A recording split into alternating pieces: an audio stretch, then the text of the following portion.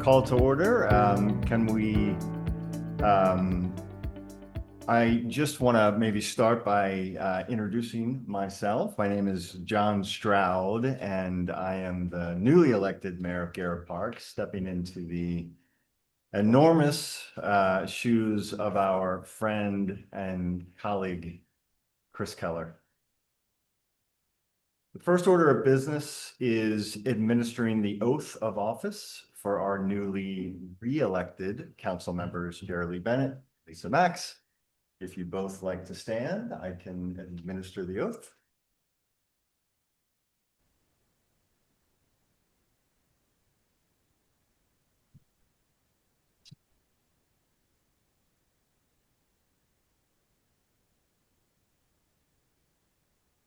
So I, Jerry Lee Bennett, do swear that I will support the Constitution of the United States, that I will swear support the Constitution of the United States, that I will be faithful and I will be faithful and bear true allegiance and bear true allegiance to the state of Maryland, to the state of Maryland, and support the Constitution and support the Constitution and laws thereof. and laws thereof. I will, I will, to the best of my skill and judgment, to the best of my skill and judgment, diligently and faithfully, diligently and faithfully, without partiality without partiality or prejudice, or prejudice, execute the office of council member of the town of Garrett Park, execute the office of council member of Garrett Park, town of Garrett Park, according to the Constitution and laws of this state. according to the Constitution and laws of this state.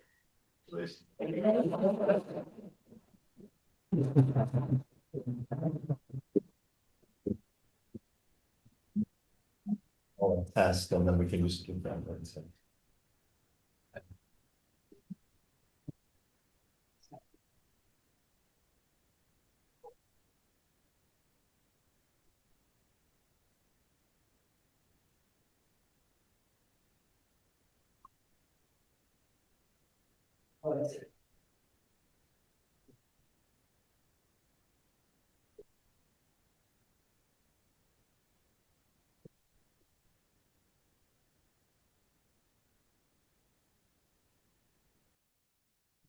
Thank you both.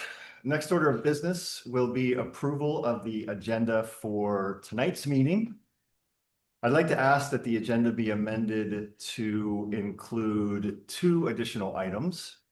The first recognizes the issuance of a mayor proclamation to be included under special presentation. And the second involves a contract authorization for accounting services, which will be included in the action section of our agenda. On the assumption that we can receive unanimous consent on those two items, I will ask for a motion to adopt the amended agenda. I'll entertain a motion to adopt the amended agenda. Do I hear a motion? I'll make a motion to adopt the amended agenda. I'll second it. All in favor? Aye. Aye. Okay. Approval of tonight's amended agenda is unanimous. The next order of business is approval of the consent agenda, which consists of the approval of the April 13th, 2026 Town Council meeting minutes. Again, I'll entertain a motion to adopt the consent agenda. Do I hear a motion? So moved. Can I get a second? I'll move.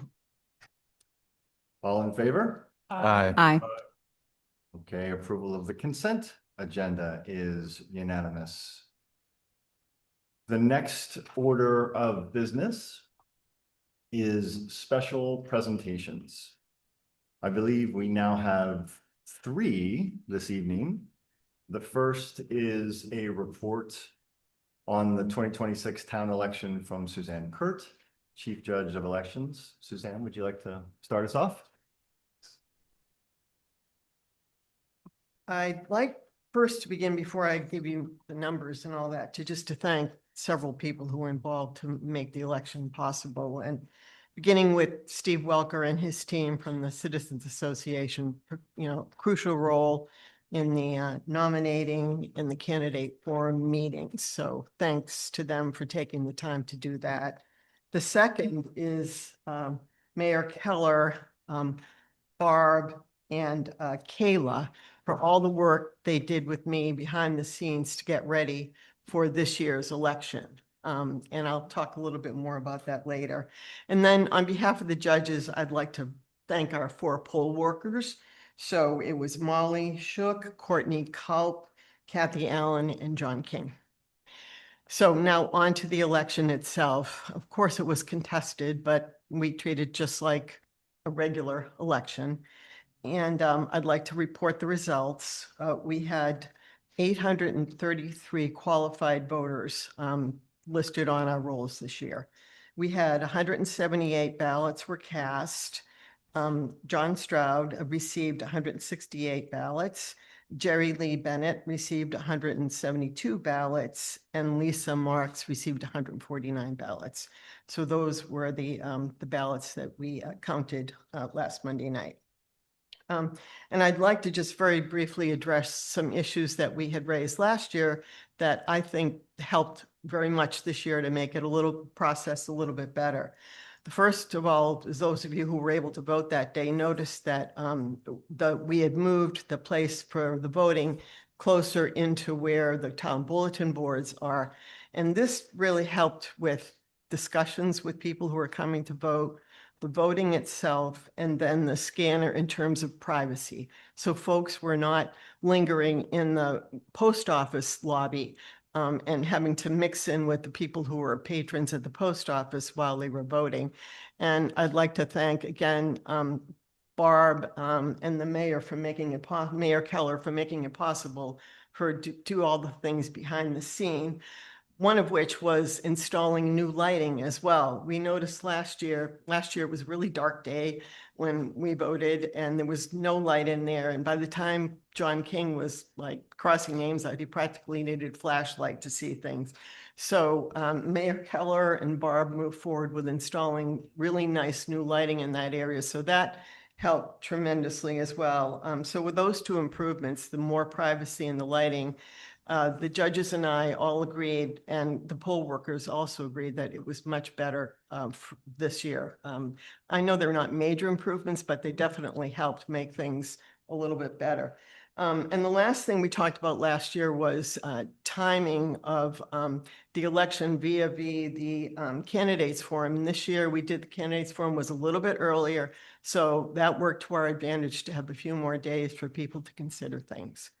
And with that, I'm happy to answer any questions that anybody may have concerning the election itself. But the judges were very pleased that everything went very smoothly. Thank you. Thank you. Thank you for. Thank you very much. Appreciate it. Sir. Any comments for Suzanne? I just wanted to thank you and the other election judges. Thank you so much for what you do this year and every year. Moving right along, the next order of business is adoption of resolution number 2026-3, thanking Mayor Keller for his remarkable leadership of the town of Garrett Park and his contributions, excuse me, to the Garrett Park community. To walk through the details here, Councilmember Bennett. Thank you, Mayor Stroud. I'm going to read the proclamation before we vote on it. Whereas in May 2024, Christopher Keller was elected to serve as mayor for the town of Garrett Park and served in that capacity until May 2026.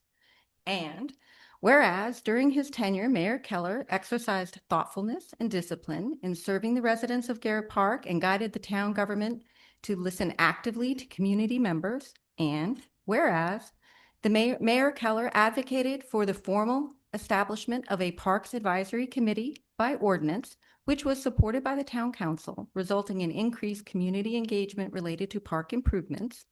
And whereas, as mayor, he played an instrumental role in progressing the town hall renovation project and other initiatives. And whereas the Mayor Keller committed to efficient town government including streamlining town council meetings to focus more time on substantive matters and resident input. And whereas he served as a mentor for new council members, guiding them with patience and by his example of exemplary leadership. And whereas, in addition to his service as mayor from 2024 to 2026, Christopher Keller served as mayor from 2008 to 2012 and on the town council from 1995 to 2005. Wow. Yes, wow. And whereas Mayor Keller also served for many years on town government committees, including the Arboretum Committee and Historic Preservation Committee, devoting considerable personal time to enhancing Garrett Park's Arboretum and honoring the town's rich history. And whereas Mayor Keller has been both a valued colleague and a friend to the members of the town council and to his Garrett Park community at large, who has freely and generously shared his time and knowledge with his elected official colleagues, his neighbors, and town staff.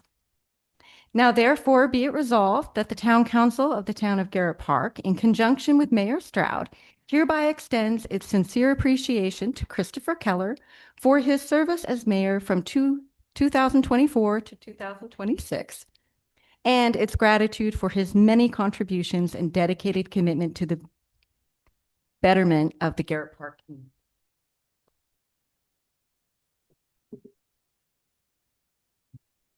I will entertain a motion to adopt resolution number 2026-3. I'll make a motion. Wonderful. Do I hear a second? Second? All in favor? Aye. Aye. Approval of adoption 2026-3 is unanimous. Chris, you want to come?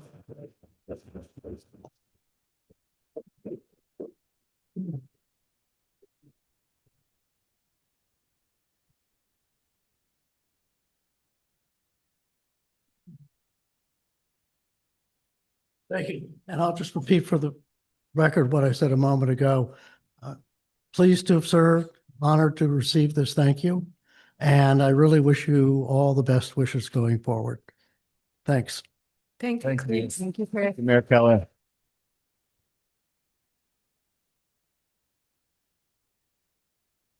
The next order of business is the mayoral proclamation. My understanding is this is a long-standing tradition going back to when Peter Benjamin was mayor, I believe, perhaps before that. I am honored to continue that tradition. This proclamation is in and around a declaration of Friday, June 5th, 2026 as National Gun Violence Awareness Day in the town of Garrett Park. If you'll indulge me, I'll read this in its entirety. Whereas National Gun Violence Awareness Day is to honor and remember all victims and survivors of gun violence and to declare that we as a country must do more to end this public health crisis. And whereas every day, 125 Americans are killed by gun violence, irreparably changing the lives of their families and other loved ones. And whereas we continue to see an increase in firearm-related homicides and non-fatal shootings across the country. And whereas to recognize the 29th birthday of Hadia Pendleton on June 5th, 2026, the first Friday in June, people across the United States will recognize National Gun Violence Awareness Day and wear orange in tribute to Hadia Pendleton, other victims of gun violence, and the loved ones of those victims. And finally, whereas we renew our commitment to reduce gun violence by pledging to do all we can to keep firearms out of the hands of people who should not have access to them, and by encouraging responsible gun ownership to help keep our families, communities safe.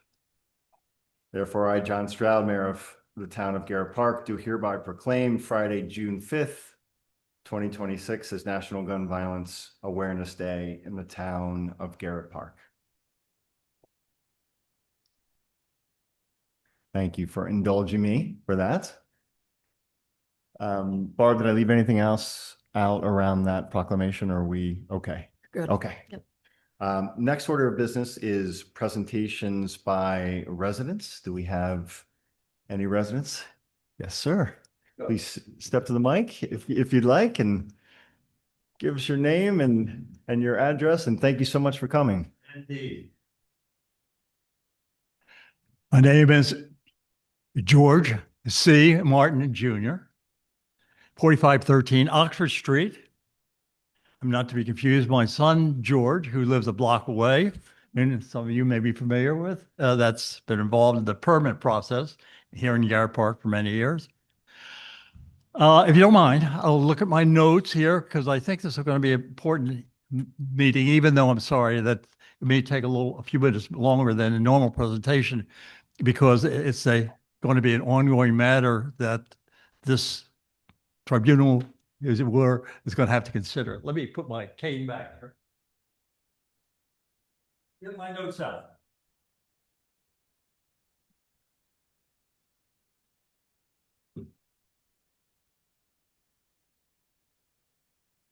A resident here since 1963. I designed and built my house and my brother's house next to me at Claremont, corner Claremont and Oxford Street. And each family raised 5 children. I was on the Garrett Park Road Committee for a number of years, and I have I have pitched for the town of Garrett Park against Garrett Park Estates for over 50 years. And God willing, I may be able to do it in July 4th, but we'll see. I had to take off a year or two because of heart valve problem in 24 and 25. And I also, strange athletic career and for the town of Garrett Park. Garrett Park may not be aware that they have a soccer team.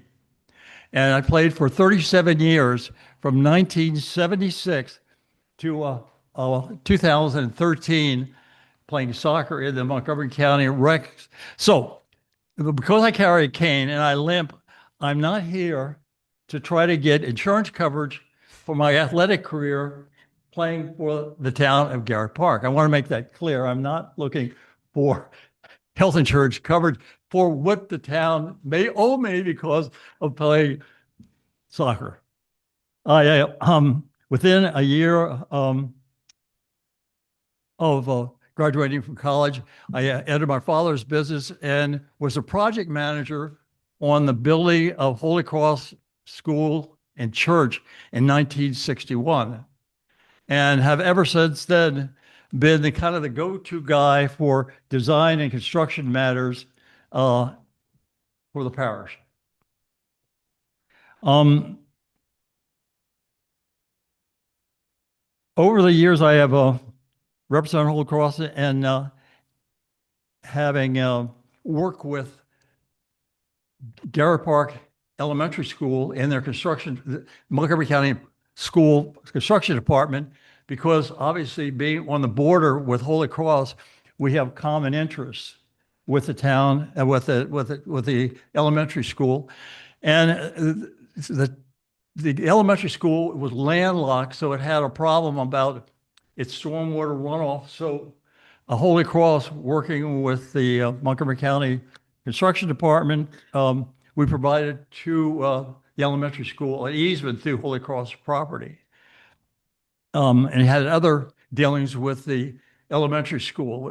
One of them being that we have a fence that separates Garrett Park Elementary School from Holy Cross parking lot. And for years, it's been vandalized. And one of the things that, despite my helping the Montgomery County Construction Department in numerous efforts in connection with the expansion of the elementary school, they ran a sidewalk to our fence where there is no gate, which kind of presumed the fact that they were going to put a gate there. I'm sorry, but it was our fence. And one day after Mass, my wife and I were out there patching the fence when a dog walker from Garrett Park Estates shows up and wants to know what I'm doing. And I said, I'm repairing our fence. And he said, well, I've gone through here for years. I said, well, that's interesting, but this is a private school and you're trying to have access through our property. particularly in this day and age when we're so aware of the fact that adults should not be on elementary school property. And that didn't faze them at all. So I got in touch with the architect for the Montgomery County school system, and I said, you're going to have to do something about it. We need to see that a structural fence is put up. But I tell you what we'll do. I'll try to work out a deal with the principal of Holy Cross Elementary School where we'll put a gate in that the principal of Holy Cross will control the gate. And between the principal of Garrett Park Elementary School and Holy Cross, when Holy Cross is not using the parking lot, we can work out a deal where you can give you access when you have events that you need to use the parking lot. So that's what we did. Over the last 4 or 5 years, this has worked out very well, where we have a control gate by Holy Cross on something that the Garrett Park Elementary School parents have an opportunity to use. It's worked out very well.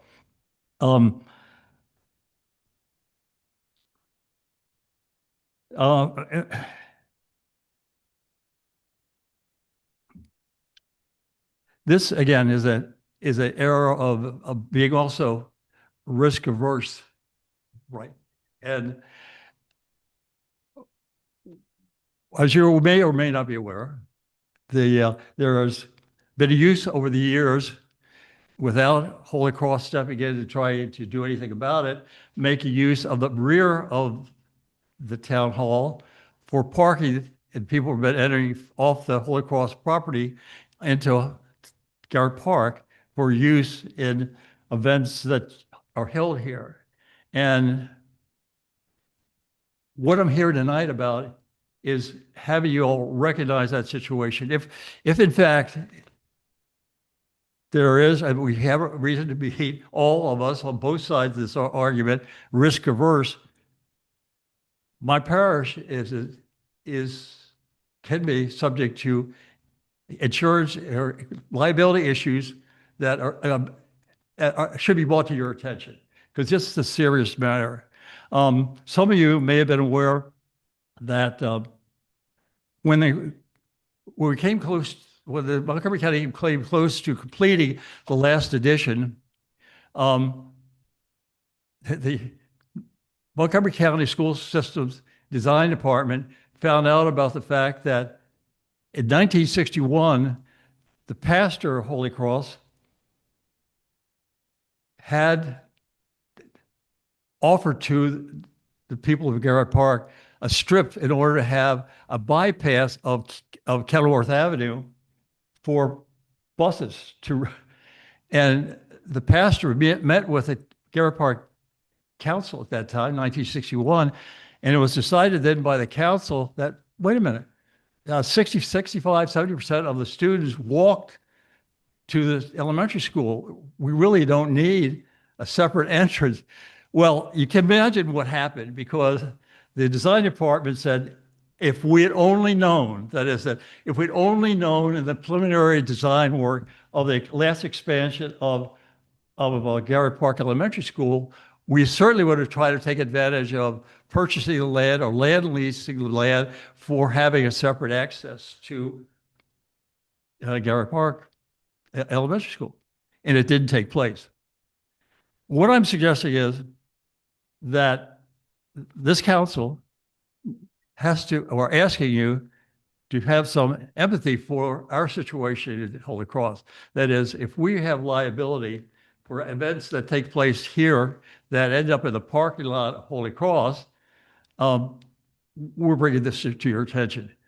And we're saying to you, go back to the drawing board, look at this situation. What do you want to do about it? I'm not making a proposal for Holy Cross, even though I've been the go-to guy for 60 years for Holy Cross in design and construction matters. And Garrett Lee, I think, is familiar with the problem that I had with the state of Maryland when they flooded our property, because they were hell-bent on trying to put a stormwater line through our property. And this past October, we won in court. And now the state of Maryland is in a position to have to take the piping that they illegally put on Holy Cross property off the property. So they're back to where they were in 2010.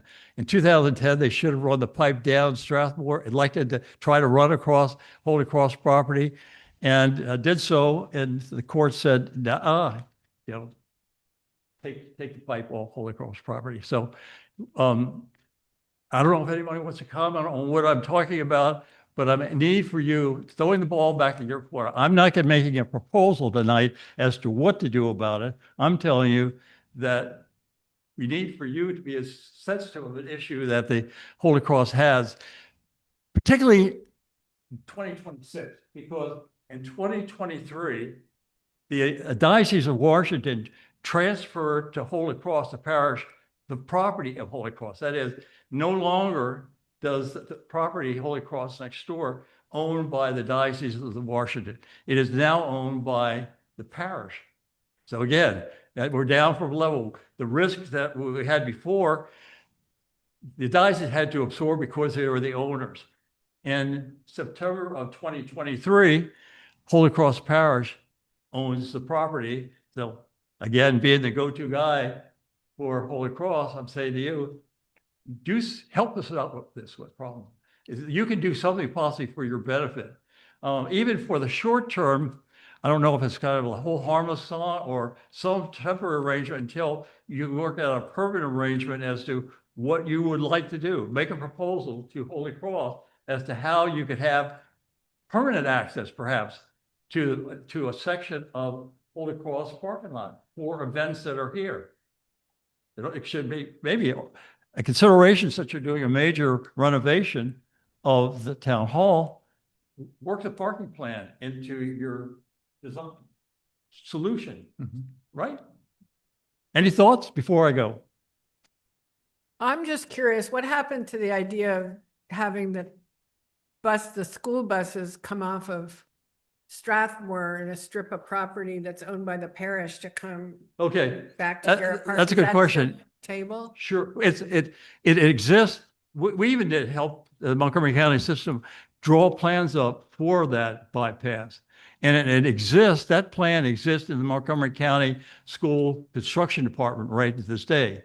So if anybody wanted to, look at the plans, you probably could have access to So it. the Well, there was a plan, but that had to do with a strip of land Right.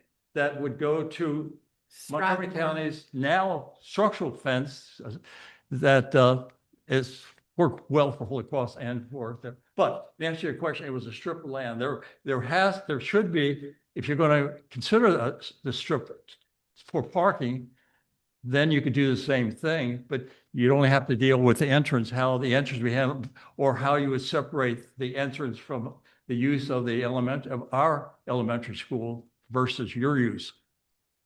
If we want to kind of dig into this more and maybe talk to folks over there, who should we work through you or who's Yeah, who are the for folks now, over there? right. You work with me. Okay. Yeah.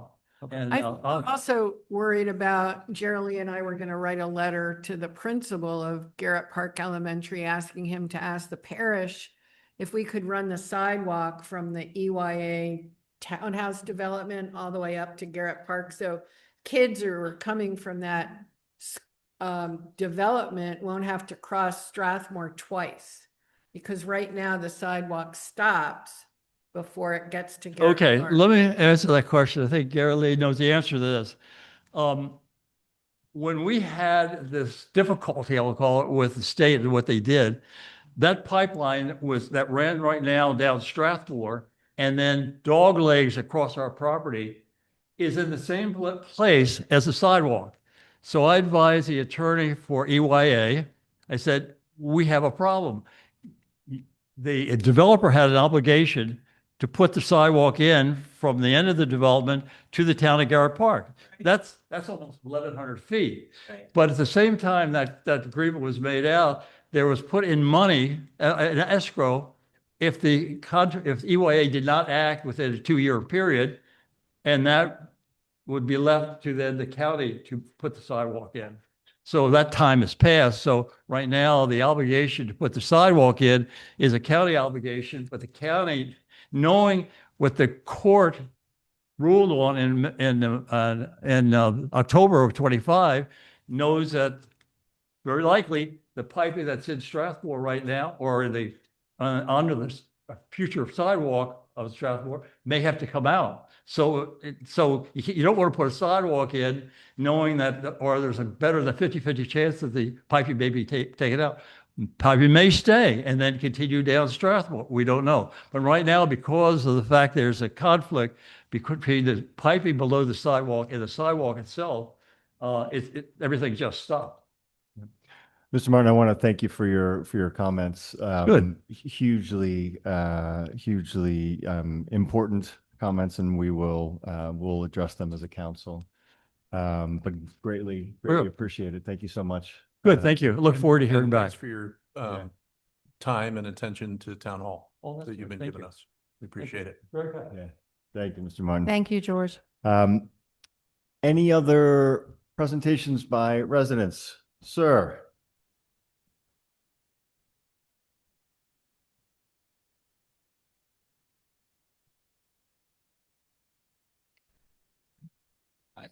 Excuse me, have a cold. Ken Schwartz on Claremont Avenue, speaking for myself, not for the Bugle. It'll be less than a minute. Electronic voting. Want to thank Election Judge Kurt for her presentation. I think everyone agrees that the election was efficiently and pleasantly run. At the March Council meeting, I hypothesized that the cost of the 2026 electronic voting would be somewhere between $20 and $30 per voter.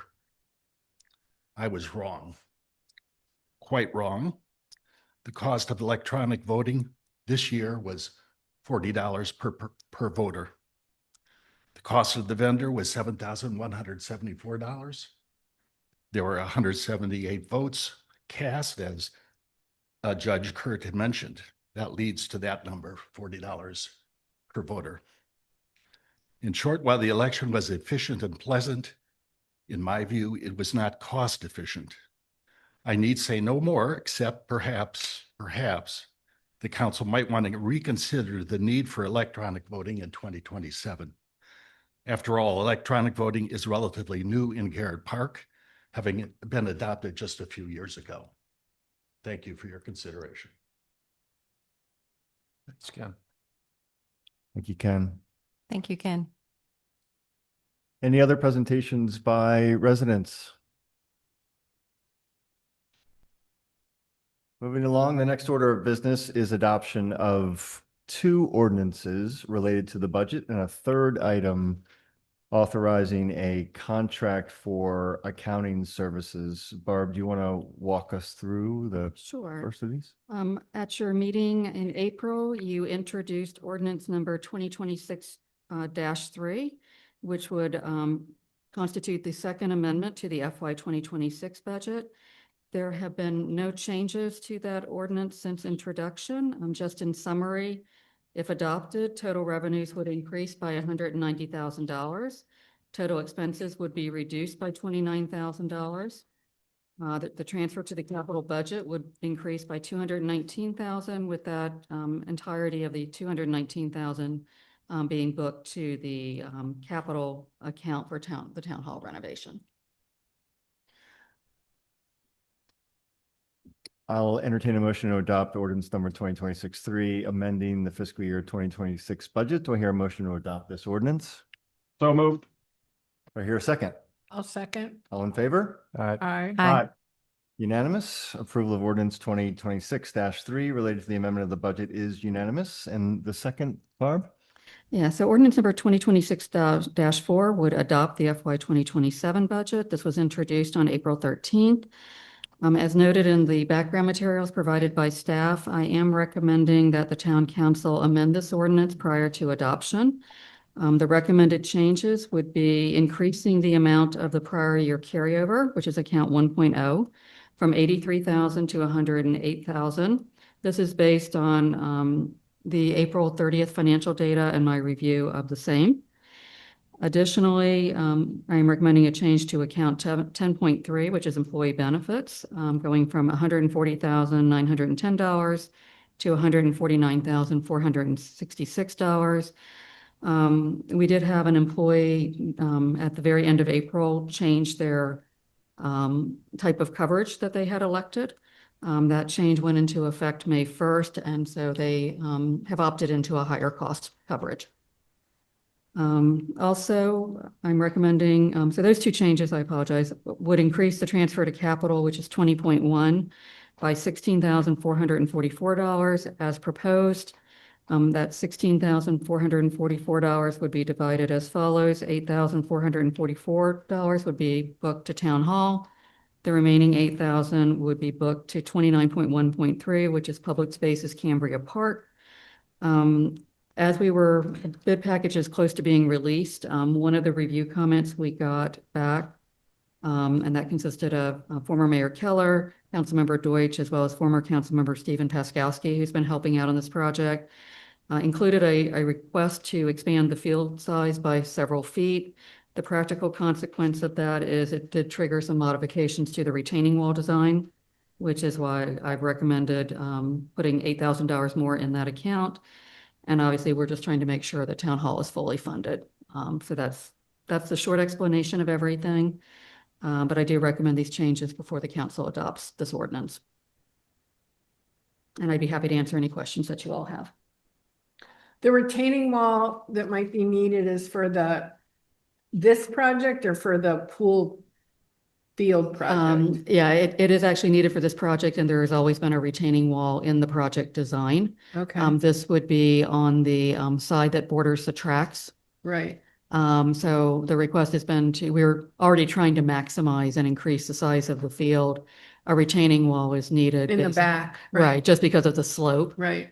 Just as Clark Azar was kind of refining its final revisions to the bid package, a request came through to try to push it back even a little bit more. So that just modified the design a little bit.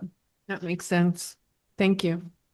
We probably need with Cambria Court, Cambria Park, which I think of as the jungle gym, and Cambria Field, we might need a common language. Yeah,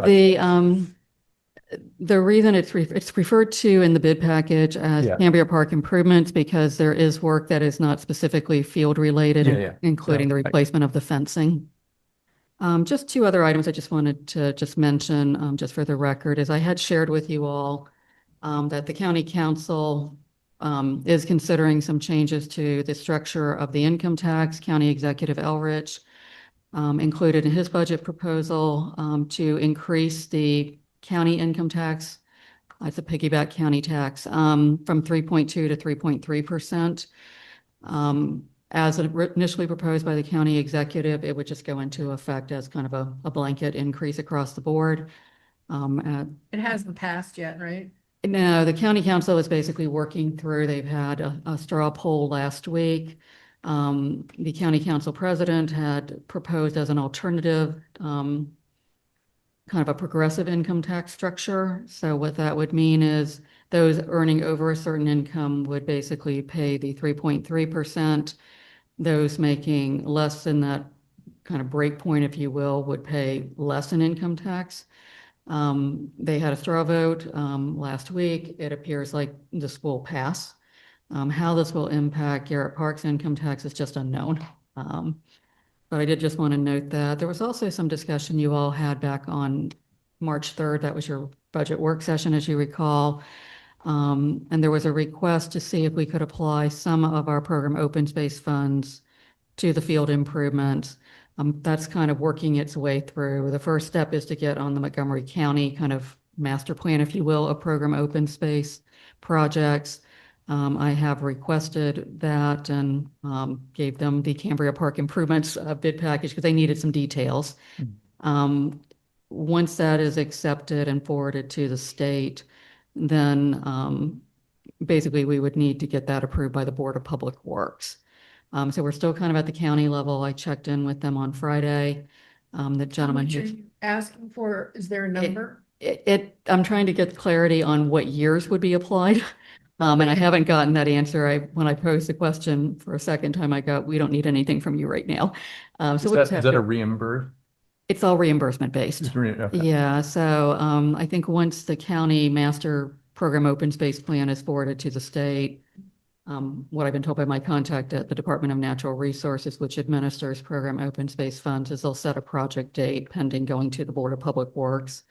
The timing should work, but for now, the budget that is before you doesn't anticipate being reimbursed in program open space funds, but I do think it's likely that will happen. It's not a tremendous amount of money. It's probably about 20 grand at most in total, but every little bit helps. So we'll just have to wait and kind of see as this moves forward in the next 60, 90 days. But we have money in the budget to do the project, even if Right, we don't get it right. funded, right? It's fully funded, so the practical effect is if we do end up getting program open space funds approved for the project at some future date during FY 2027, we'll get reimbursed and you can amend the budget to recognize that revenue. Right.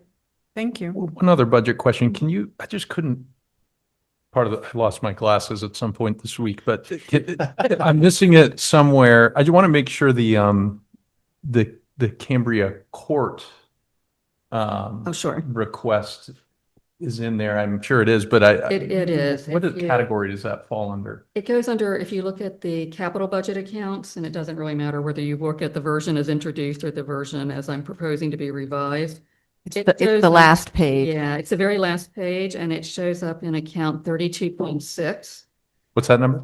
32.6. So it's capital planning other. Other. Oh, yeah. Okay. Right. So as you'll see, there's an existing balance of $32,686. And then 17. Right, bring it up Okay, to 50,000. All of that may not be needed. The scope is obviously not yet determined, but Okay. wanted to make sure there was sufficient funds. Thank you. Yeah. Other. Barb, I have two questions.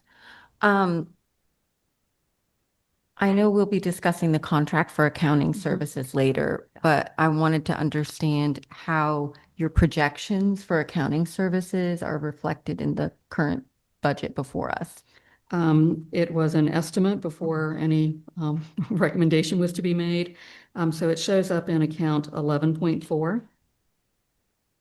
So I had anticipated roughly $40,000 was the estimate for the contract. Is that a change from what we were paying for the Yeah, first it's- person doing it who's retiring? Yes, it is, and it's a little hard to do an apples by apples comparison. At your places, I emailed it out earlier this afternoon and then left it for you at your places this evening, recognizing some of you may have been busy. It's a little hard to do a complete apples to apples comparison. The scope of work that, our retiring individual has performed, she was also doing payroll. That has, as you might recall, was split off earlier this year. We made that transition as of March 31st.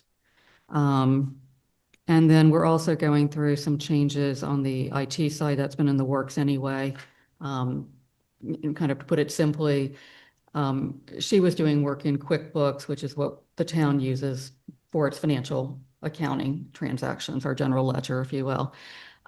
She was doing that basically using her own version of QuickBooks. We have since, for a variety of reasons, including cybersecurity reasons, have moved to an enterprise version of QuickBooks that is housed on the town's own server. What that should help do is, like, anytime I needed a financial report, she would need to run it because the financial data was housed on her own computer. With it being in a virtual environment on a town server, my intent is to run those reports myself. So the person you hire to do this work will use that version of QuickBooks? Yes, yeah.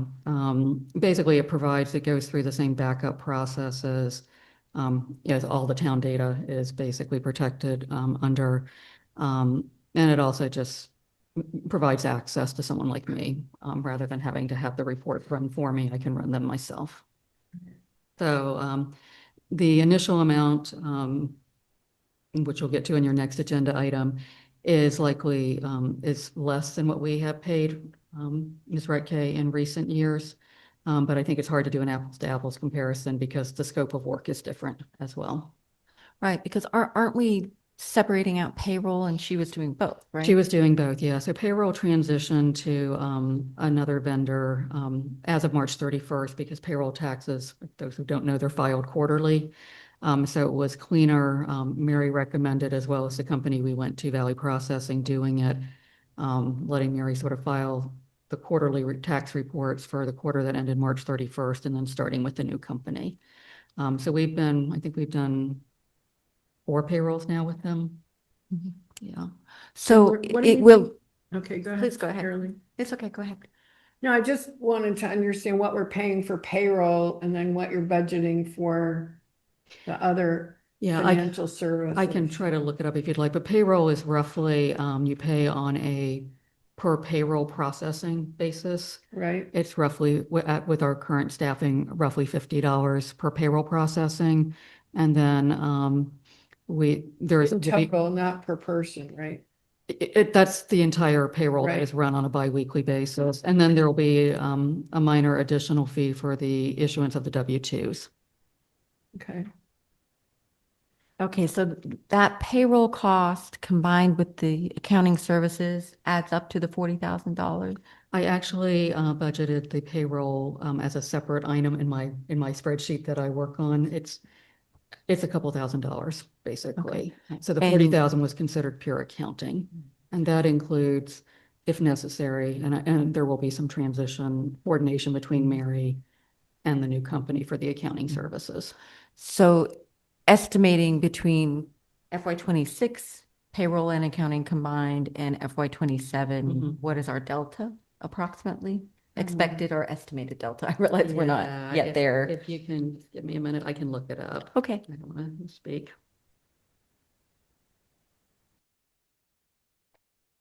Barb, I've got a question regarding 27.2 Town Hall.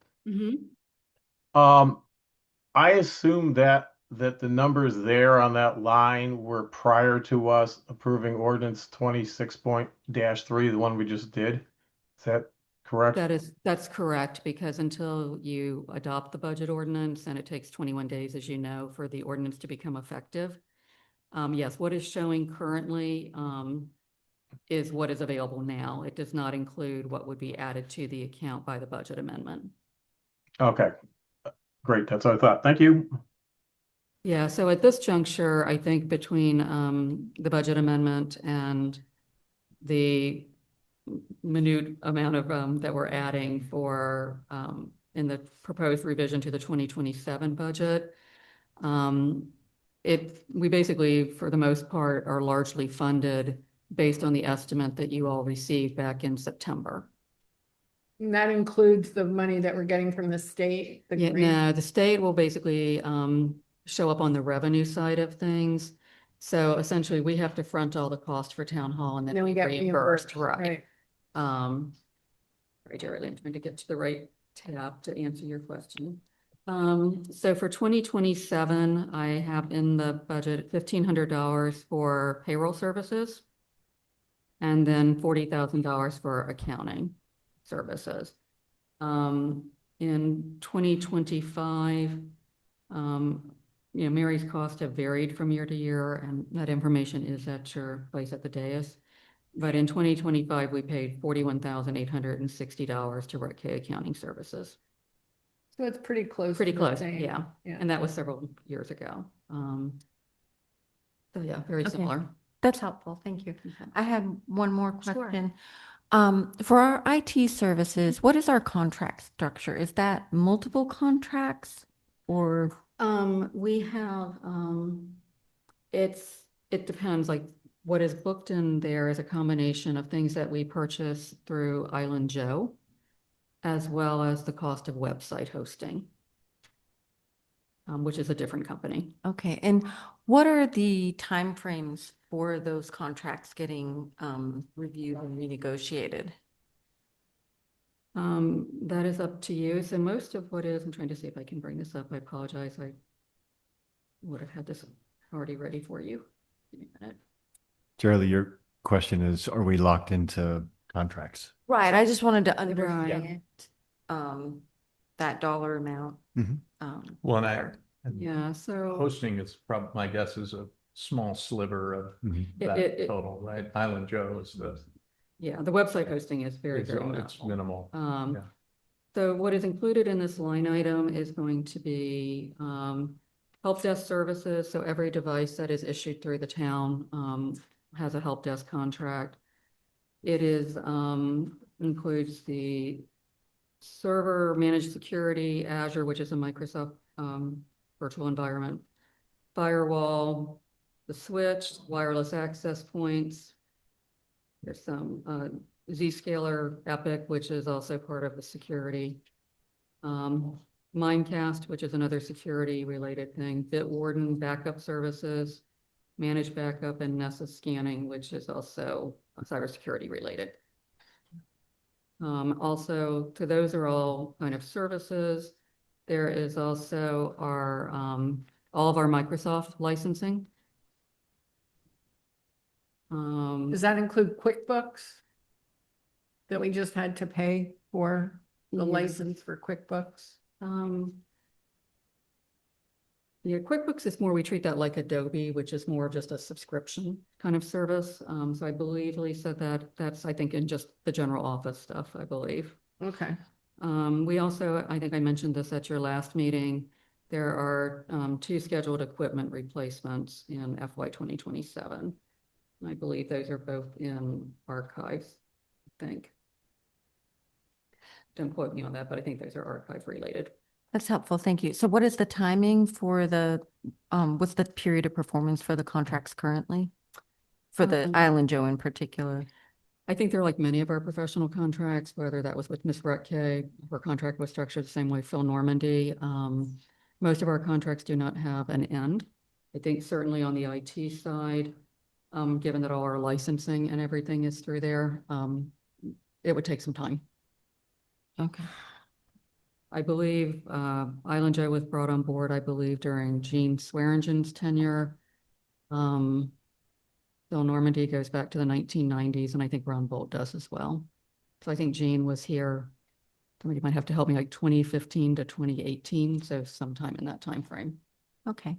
Yeah, I mean, I think at this point, we have the structure we have for the beginning of FY 27, but I'd like to suggest to the council that we maybe set aside a target point before our mid-year budget resolution, or, you know, what do we call that? The mid-year budget review and Yeah, resolution. budget amendment, yes. To maybe set aside some scheduled time to review and see if there are any changes we could make to it.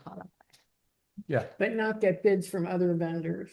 Right, maybe compare to other municipalities, their structures, see if there's anything we can do. Because, you know, the increase has been substantial over the last few years. Yeah. And I know we had a big jump the year that we had to do some things, the review to meet the state requirement. Right. But I thought we'd have a drop after that. So, you know, I'd like to see us just at Well, least and that- review it and make sure that we're not missing any opportunities Yeah. to That world, economize. things are changing so rapidly in the Mhm. world of cybersecurity. It's probably worth a review. Right. Yeah, some of that I would encourage you to do in closed session. You did get the results of the third-party IT security assessment. It's not an issue you should be discussing publicly. Yeah. I think, as I mentioned last month, cybersecurity issues are not a one-time shot. They are an ongoing cost, and that's Yeah. just Right. the fact Yeah. of life. Right, I understand that, and I understand it was really just the assessment that was the one-time, not a one-time event, Yeah, but, you know, an initial boost. Yeah, it was a one-time state requirement. It is probably something I will say, and I've mostly worked in larger organizations, as you know. They generally will do it every couple years Yeah. because the environment is just changing and new products are coming online. I think just along the line of reviewing things, when you adopted the procurement ordinance, one of the things is you did want to bid out certain of your professional contracts. So that would include Mr. Normandy's contract and Mr. Bolt's contract. So that's a discussion for another day, but those 2 are the oldest contracts that we have. And you just need to provide some direction to staff so we can schedule a discussion of those issues at a future date. Yeah, I think that would be helpful. Thank you. That's really helpful. Any other questions from council on around ordinance number 2026-4-4? So with the 5 changes that we have in the recommendation, I believe that we can entertain a motion to adopt 2026-4. Barbara, am I correct in Yeah, that? there probably should be a motion to amend first and then a Okay. vote on the amended budget. Thank you Ordinance. for keeping me on the straight and narrow. I'll entertain a motion to amend ordinance 2026-4 to incorporate the 5 changes that Barb so helpfully listed out for us. Do I hear a motion to amend ordinance number 2026-4? I'll make a motion. Do I I'll hear a second that. All in favor? Aye. Aye. Approval of the amendment of ordinance number 2026-4 is passed unanimously.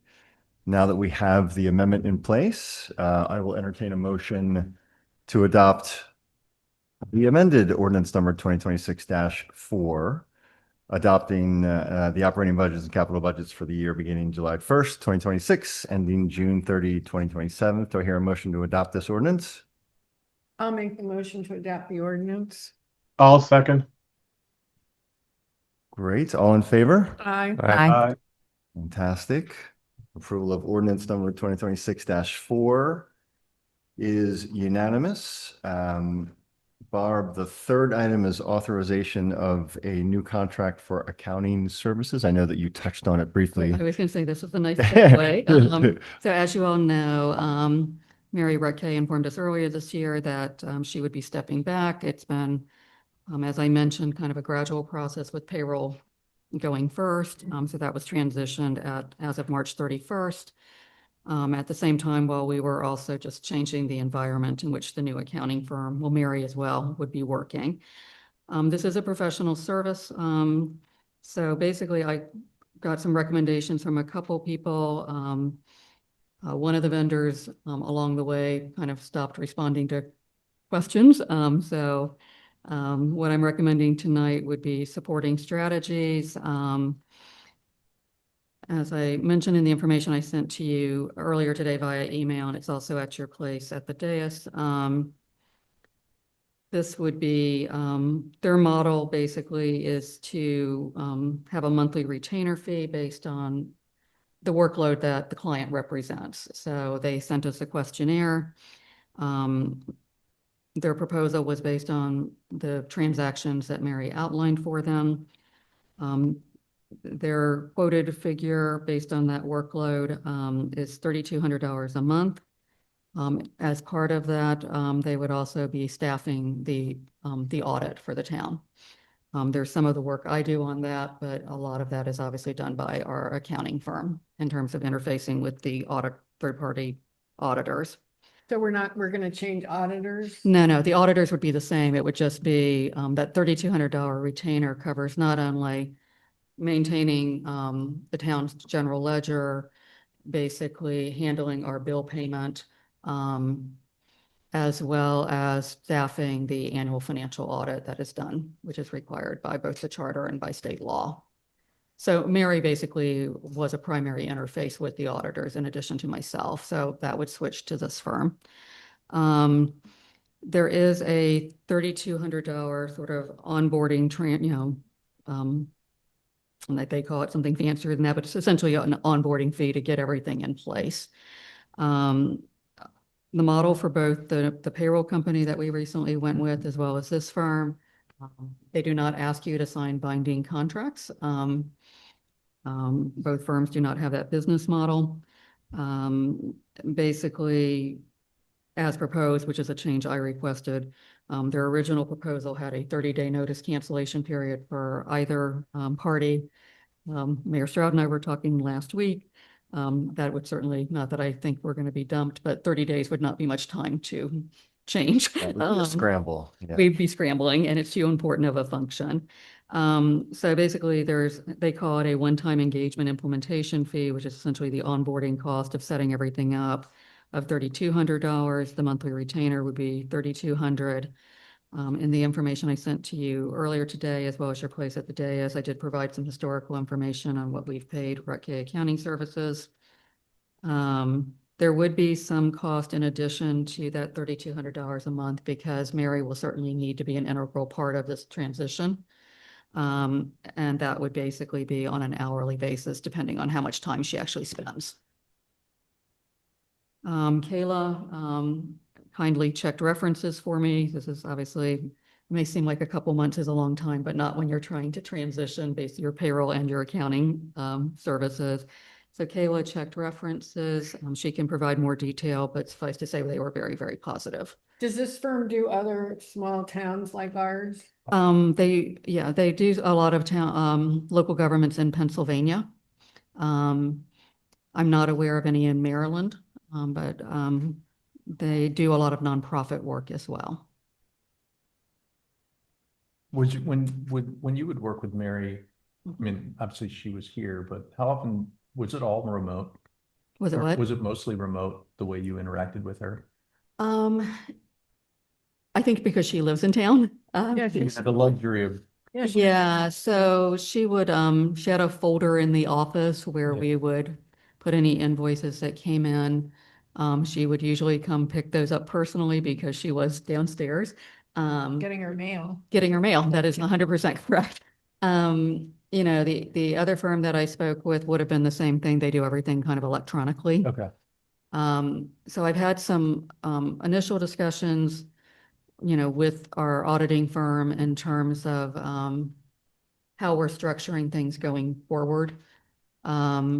So the way it will probably work is either we'll scan the invoices, but most likely what we'll do is we'll upload them to QuickBooks.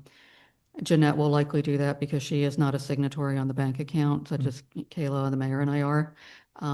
It will probably be just routed electronically because we do require two parties to sign off on an invoice. Okay.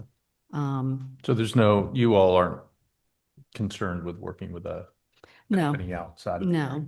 I mean, So it'll be a change for us. I mean, Yeah. I think one of the things is, with Mary, I think Mary goes back 25 years, Yeah. I think. It's- well, Yeah, I mean, I've had the chance to work very closely with her for 4.5 years. What we'll probably do is we'll just do some of the, since Jeanette will probably be uploading them, I'll work with Jeanette in terms of account coding. We could be a little lazy on that because Mary knew where everything got booked, but the new firm will not. And then they will basically, work through QuickBooks. One of the things I appreciated about the firm is that they said was a non-starter for them is they wanted to make sure they had no actual physical access other than view access to our bank accounts. And they said that if we had required that, they would not be interested in working with us because they just consider that to be Yeah. off limits for them. So it's certainly going to be a transition Yeah. for us all. Is it a pretty big firm or a little firm? It's a bigger firm that has basically different offices. I did have Mary, I think I had one initial discussion with the firm. Actually, the two firms that I spoke to, the other firm, as I said, once Mary put together all the data that we gave to supporting strategies, I sent it to the other firm and did let them know that I was in discussions also with another firm. The person just simply stopped responding. So I don't know if they looked at the volume of work and thought, yikes, I don't want to do this, or I don't really know what happened. I wasn't going to chase someone down after 10 days went by and they didn't respond. Mary participated in the follow-up calls that I had with supporting strategies. There's aspects That's she was great. better equipped to answer than I could. She was comfortable with them and thought Great. they would do a good job for us, which meant a lot to me and I'm sure means a lot to you Mhm. as well. Yeah. Any other questions? Sorry, Phil, Oh, please. yeah, I do. So will we be doing payroll through this new firm? No, payroll is now with a firm called Valley Processing. There is obviously an integration between what Valley Processing does and our general ledger, our financial records. What will happen is, like currently, both Mary and I get reports after payroll is processed. Essentially, it'll just switch to supporting strategies if you all approve this contract. Basically, then the payroll essentially gets entered into the financial transactions of the town, the general ledger. And that's done on the accounting side. It's an accounting transaction as opposed to a payroll processing. Though since Mary did both, she did both activities. But So, I'm sorry, Phil, go ahead. oh yeah, so then it talks about accurate and timely payroll and benefits administration. That's really just the accounting side of it It's then. just the accounting side of things. The other thing that happens on the accounting side, as you all know, our retirement plan is a 457B plan, which is a governmental type of deferred compensation plan. The payroll company will send back reports.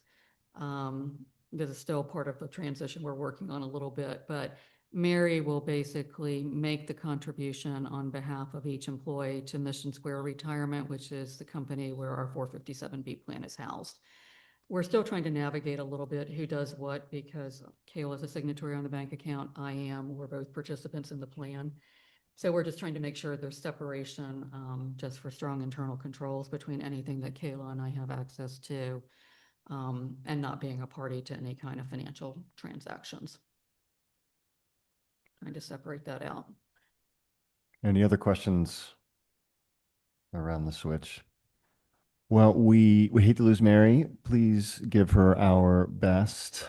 And thank you for your diligence in this process. I'll entertain a motion, unless there's any other questions around that. I'll entertain a motion to authorize a contract with supporting services for account services. Do I hear a motion to adopt the authorization of this new contract? I'll make a motion. I hear a second. Second. All in favor? I, Aye.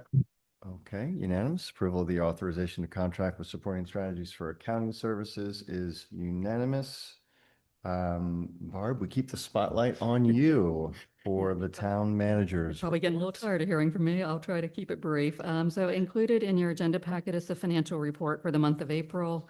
We spent so much time talking about the budget that most of it's sort of old hat at this point. During the month of April, we did post the quarterly earnings from the funds that we have held with the Montgomery County Investment Pool. This is where the majority of the town's funds are housed from an investment standpoint. The posted amount for the quarter that ended March 31st was just under $27,000. So our year-to-date investment revenues, which is account 5.1, are roughly $97,000 compared to $101,000 in FY 2025. I did want to just bring to your attention a journal entry that Mary made at my request. So as I was working on the FY 2027 budget, I noticed that there was a charge related to the Waverly Lighting Project that had been booked to account 14.1, which is road maintenance and cleaning. That is where, if we don't have a different account, that's where the town has for many, many years booked its normal street lighting cost, what we pay to Pepco. So the Waverly Lighting Project, all of that was either to be booked to ARPA, which is where most of that project was booked. And there were some permitting fees. You may recall this goes back a couple years, so I'm taxing everybody's memory.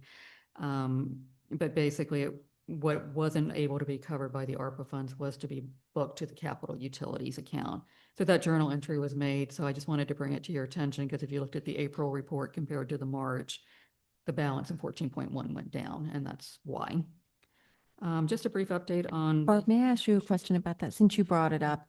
Have we fully expended all of our ARPA funds then at this point? Yeah, so we had to have everything obligated by December 31st of 2024, which we did. We actually have until December 31st of 2026 to expend all the funds. We had actually done that by March 31st of this year, actually a few months earlier.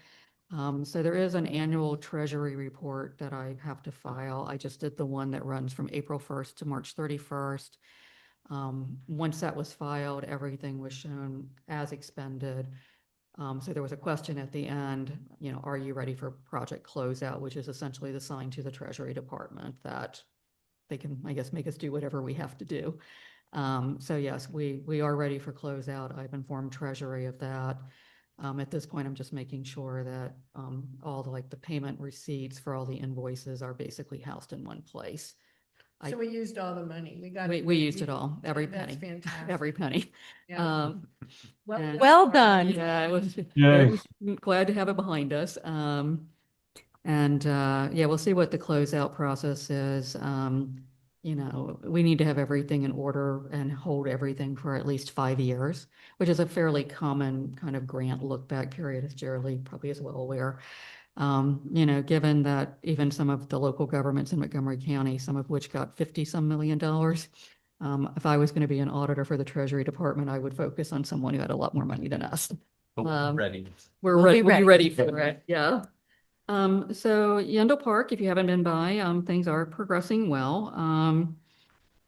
So this week, we obviously had a little bit of rain, but there was a contract, a landscaping company out there. They're scheduled to basically undertake some concrete work at the site, which is fairly minimal. They'll be staking out the area, putting the forms in for inspection by Norton Land Design, pouring concrete, weather once again permitting, and then removing the forms. So just from a scheduling standpoint, once that concrete work is completed, there'll be 2 to 3 days of grading work, kind of preparing the site for landscaping, and then the landscaping work itself will take about 3 to 4 weeks. We did share this information with the nearby property owners on May 8th, so we've been keeping them informed. By contract, Keller Brothers has to be done by the end of July, assuming we don't have any more wacky weather. And luckily they can do work in the cold. On schedule. They should be ahead of schedule. So we Good. have progress calls every Thursday. I walked over there last week and it was a pretty day and then there was nobody working. It depends, what they have going As on. long as they're on schedule, I guess it's. They're on schedule. I think I told them on Thursday, I said, I'm gonna ask this question, but I promise not to hold you to it. Do you think you'll be done before the end of July? And they feel like they will be. Good. I think the one element that has a fairly long lead time is the kind of the log play structure, you might remember. Right. So that'll probably be the last part that's done, but Are we gonna make any arrangement to water all the new planting through the summer if we're planting in July? Cause it's a hot, dry period. of yeah, I mean, summer. the maintenance team will probably do what they do when we plant town trees that are Okay. planted. So. Is there any provision for maintenance for any period in the contract? Yeah, I think most landscaping has like a 1-year period. I need to check the watering and things like that off. It was a several hundred page bid package, so I have to admit, I don't remember that provision off the top of my head. But it's moving along pretty well. You all are well aware of this, but just to get it into the record. So as you all might recall, in August of last year, I did apply for a community parks and playgrounds program grant from the state to replace the playground equipment at the community center. As you know, the nursery school leases the building from us. By the lease, the nursery school would have to pay for 50% of any playground replacement, which would obviously be very difficult for a small nonprofit. We did find out on May 1st, officially from the Maryland Department of Natural Resources, that we had been awarded the full requested amount of $151,500, thanks to all of you who joined the members of the District 18 team on site on May 4th. They presented us with a mock check, and there's a What a great picture of picture. that in your report. So kind of the process now is the Department of Natural Resources, when they emailed me on May 1st, basically wanted to make sure we still wanted the funding, which I told them we did, and 2, that we had not started work on the project, which we haven't. That's really kind of their clearinghouse process. The project will be put out formally to the entire state clearinghouse, which is a standard part of the state process before they go take a project to the Board of Public Works. Whatever the granting agency is, in this case, it's the Department of Natural Resources, puts the project out. Any state agency can comment on it. Our state grants for town hall went through that same process. I don't think this one's going to draw a lot of interest. Town hall did because of the historic nature of it. The Maryland Historical Trust got involved. They were also interested in Yendel. So basically, the clearinghouse process will take place at the state. If there's any comments from the Department of Natural Resources that they receive, if you remember for Yendel, we had to enter into an agreement whereby we had to do some photographic documentation of the Yendel house before it was torn down. And we also had to, had a couple of choices. We could either put some historical information about the house and the property on site for the park, or we could, do some kind of other kind of archival project. We chose to, when Claire was here, basically put together kind of a presentation about the role that women have played in conservation, which was proposed by the County Historic Preservation Office. So I'd be surprised if something comes back on a playground. I've never seen anything come back from a clearinghouse, but you never know. So once it goes to the Board of Public Works, then essentially we're free to proceed. They have set a project date of May 1st, which was their notification date, which means that any cost we incur from now on basically are subject to reimbursement under the grant. Is there any reasonable effort that we can make to see about donating the existing equipment someplace or giving it away to somebody just to Yeah, we can. not put it in the landfill? Yeah, we can check. I mean, I think, I did have a playground company come out. They were out doing something else for us, basically the safety mulch that you're required to have. Under each playground, there needs to be a certain depth of a fall surface. They call it wood carpet. So they were out, looking at that, because we. And I don't know how it's anchored in the ground either. Yeah, I'd have to go back and look at it. I know that Yeah, it's kind of starting to reach the end of its useful life, so I don't really know. if it's worth it. If but it's worth if it. is, Yeah, I'd like and to we pursue can it. certainly kind of check. Yeah, I had some kind of very cursory discussion with Robin Daly, who many of you know has been Right. liaison to the nursery school.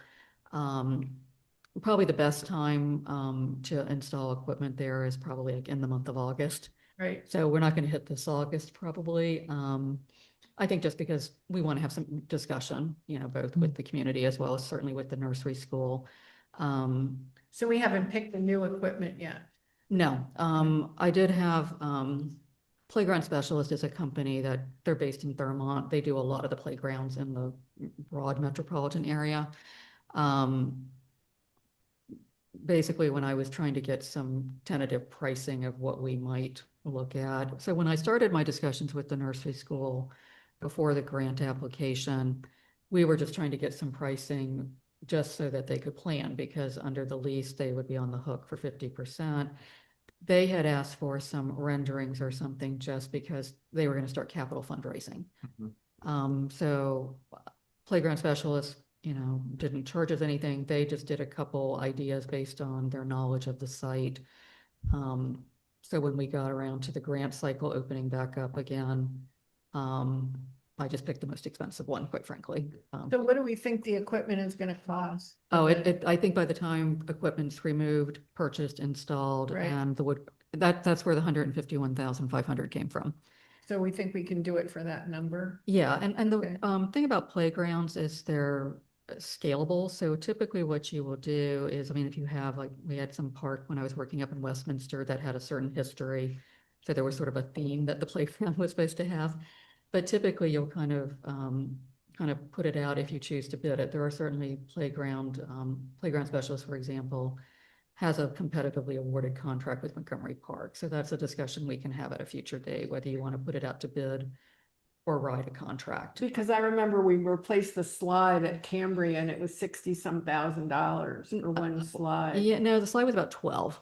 Oh my gosh. It was 12,000? Yeah, it was just Oh, that one good. element of the overall I play think what you're structure. referring to was an estimate to replace the whole. The whole Right. structure. Structure. But typically what you do is you'll put a playground, when it goes out to bid, you tell all the bidders this is the most it can be. Right, And typically you'll give each company the opportunity to submit maybe 2 or 3 different designs. right. But everything has to be within that budget, including makes sense. removal and putting the wood carpet down and things like that. Right. And I assume that'll be done sort of in communication with the nursery school. I know they have ideas about Yeah. What they want. equipment that'll benefit. Yeah, when I talked to Robin, so they had the same renderings because I had shared it with them. When the Community Parks and Playground program cycle opened up again, this is one of the grants we got for Yendel. It's the one we got about $200,000 from. I did reach out to DNR to find out if the fact that we hadn't finished Yendel would work against us. I think they would have preferred it, but we got the money anyway, so I'm Yeah. not going to sweat it.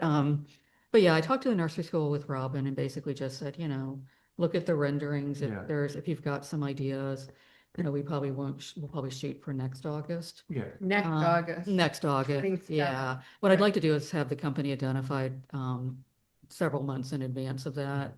So the equipment could be ordered and take advantage when the nursery school is actually on hiatus so that the kids aren't without a playground. So there's no Time. time limit for the money that we got? It's about 5 years. 5 years? Um, Okay, good. Yeah, they do like to see, Right. they're giving money to people because they like to see it spent, Right. basically, so. Great. Thank you for your work on that. That's Yeah, that's. an excellent important result. thing. Thank Fun. you. Yeah, it'll be fun. Kind of switching to town hall, just a couple things. So on April 9th, our maintenance supervisor, George Miller, and Kayla met with a representative from EAI Security Systems to discuss the needs for town hall. You all had previously indicated, you wanted coded building access so that we weren't giving out keys. Certainly, there is a burglar alarm in the building already. So during that meeting, Kayla and George shared information about how the facility is used by renters, which Kayla is very familiar with since she does a lot of town hall stuff when Jeanette's not here. We also had a discussion, or we shared with them that former Mayor Keller and Carl Miller had expressed a desire for all the doors to have panic hardware known as push bars sometimes. So at this point, we are waiting for a proposal back from EAI. Their name may sound familiar to some of you. We used them to replace the fire alarm system at Penn Place with ARPA funding. It was also the same company that we used to put in the security cameras at Penn Place. Yeah, they're a big player in the area. They do have multiple competitively bid contracts with Montgomery County, Howard County, and some other local jurisdictions. That proposal will probably be of a dollar amount that it will come back before you all. Basically, we just kind of need to be working with someone. This is a relatively small cost element in the overall town hall project. But we're not gonna have keys. We're gonna have No. some other kind of. Correct. Access. Good. Correct. Usually they're either codes or they're fobs that are programmed. Right. In my experience. So basically, we will be bringing that contract back before you, probably at your June meeting, unless there's some reason you will meet before then. And basically, a lot of their scope would be to kind of provide Wiedemann architects and their sub-consultants, where all the wires need to run and other type of things. Is there work happening in parallel to that? Or is that When you say necessary? work, what do you mean? Well, I mean, the overall project advancement. The architect was included in that meeting that management. Yeah, So the architect's working on plans and specs, right? well, I guess that's what I mean. It's like, Yeah. and the acoustics, I think, factors in Yeah. too. So It's like, we've is got the a couple of project different paused while these groups things? that we're trying to get synced up. The Yeah. initial on-site meeting with EAI was George Miller and myself, just so that there could be a site visit. EAI has not been present at this facility prior to that. Yeah, They're very familiar with town hall. What Mr. Miller, who has provided guidance to former Mayor Keller as part of the design committee, is referring to is a second meeting that happened via Zoom that was originally scheduled between EAI and Wiedemann's mechanical electrical person. That attendance list expanded to include Mr. Miller, former Mayor Keller, myself, and some Wiedemann representatives, where there was some further discussion to make sure that everyone was clear of what we wanted to be included in that scope. So that is what I need to follow up with EAI about getting in hand for council approval to make sure that it's what you guys Approval want. of what? This would be the firm that would be laying in the wiring to set up a burglar alarm in the updated town hall. And the big one is the key code access. We were clear that we had gotten the impression from council that you wanted to make it easier for renters, that they don't have to stop by the office while we're in. Right. That all they have to do is be given a code, they can get in, get out, do what they need to do. That secondary meeting via Zoom did touch a bit about how renters use the space and what concerns they might have. Mayor Keller had some concerns that the EAI rep and myself talked through to make sure that whatever system they proposed could better accommodate that. While I have a good knowledge of town hall from working with renters, Mayor Keller has the value of being a long-term resident, and so he provided a different perspective. So that is what we're waiting for. In terms of the acoustics, Councilmember Deutsch was present along with Garrett Park Film Society President Jack Mandel, myself, George Miller, and a representative from Bay Acoustics. The Bay Acoustics proposal has already been received, and it was actually being signed and executed on Friday. We have an upcoming site visit that was just confirmed from Bay Acoustics. They will be on site tomorrow to make sure that they understand town hall's needs. as was highlighted, town hall is used for a variety of purposes. We want to be able to hear each other in here, whether it be a council meeting, a film, or what have you. So they're going to be doing some sound testing. They're also going to be kind of brought in so that Wiedemann can have their perspective and professional expertise as they finalize the designs that are going out in the bid package. Just as a reminder, and this may not be something you recall, but if you look at the CD phase contract with Wiedemann, there is a specific exclusion for acoustical matters as well as the work that EAI does.